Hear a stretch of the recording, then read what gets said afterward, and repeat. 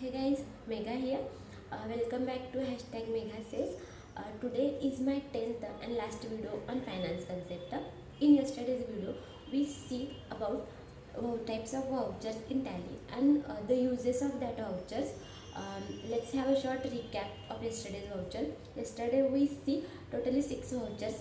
The first one we see that was purchase voucher. Shortcut key for purchase voucher is F9 and it is used to create the entry of credit purchase. The second one was debit note. Before doing entry in debit note voucher, we have to activate that voucher by pressing F11. In that press accounting features. In that accounting feature, there are options such as enable debit and credit notes. We have to keep all those options as a yes. After keeping the option yes, debit note and credit note voucher is activated, and then we can use that. Actually, debit note voucher is used to make the entry of purchase return. Means I have purchased the goods and some of them are damaged, then I can return them, and while returning them I have to send them a debit note. That is known as that voucher is known as a debit note voucher. Next, payment voucher. In payment voucher, we can do all types of payments such as the salary paid, commission paid, cash for goods purchased is paid, light bill paid, rent paid, or whatever expenses we have to do. We have to mention them in payment voucher. Shortcut key for payment voucher is F5. The next we see that was a sales voucher. Shortcut key for sales voucher is a F8. F8 is used to make the entry of credit sales.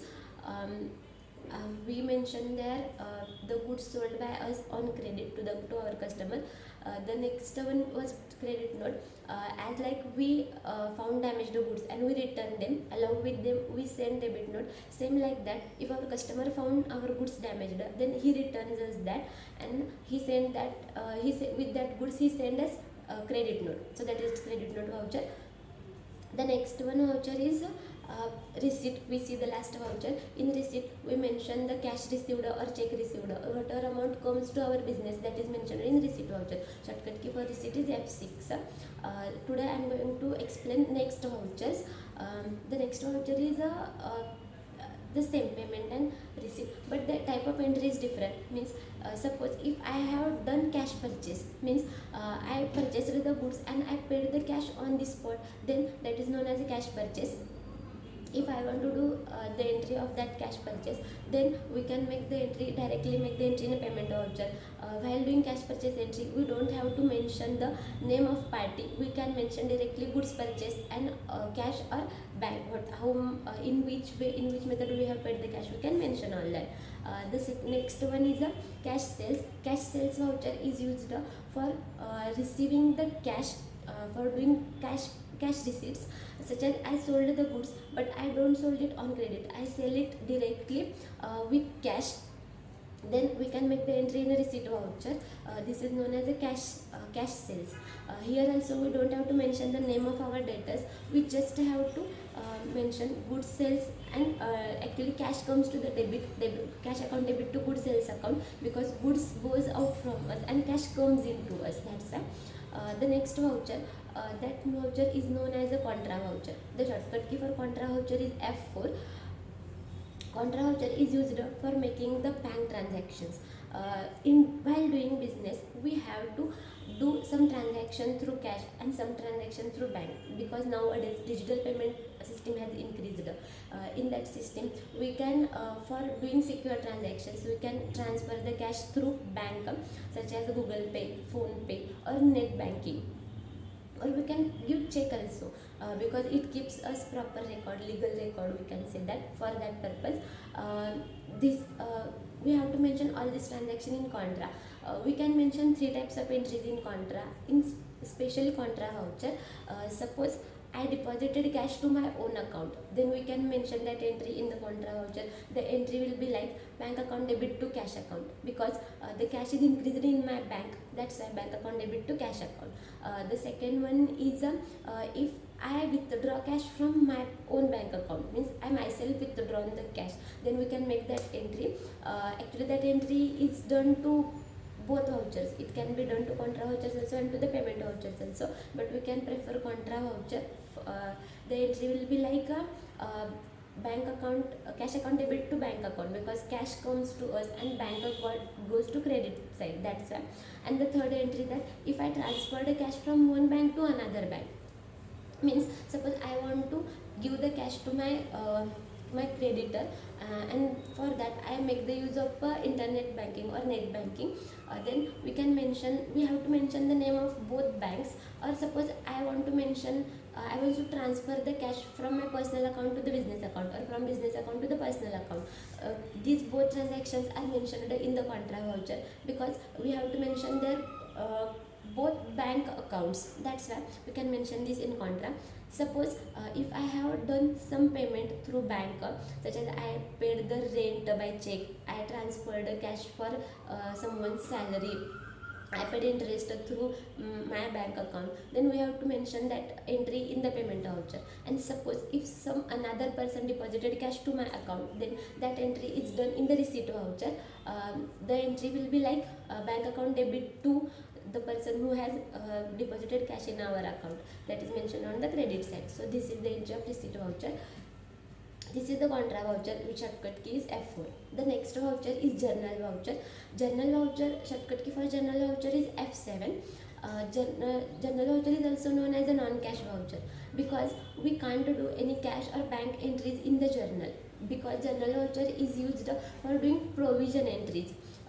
Different types of entries can be done using journal voucher, such as first entry is that suppose if I brought capital to my business, the capital is in the form of asset, then I can make that entry in the journal voucher. The entry will be like asset account debit to capital account. Name of asset should be mentioned on the debit side and capital will be on the credit side. The next entry is that suppose I have received any bill but I haven't paid that yet. Means let's take an example of light bill. I got the light bill of last month in this month, but in last month that light bill is my payable, means I have to pay that after some time. That's why we can do that entry to the journal voucher. Bills payable, bills, we can do the entry of bills receivable also in the journal voucher. Also, if we purchased any asset for business, we not bring it as a capital. We purchased that asset, not goods.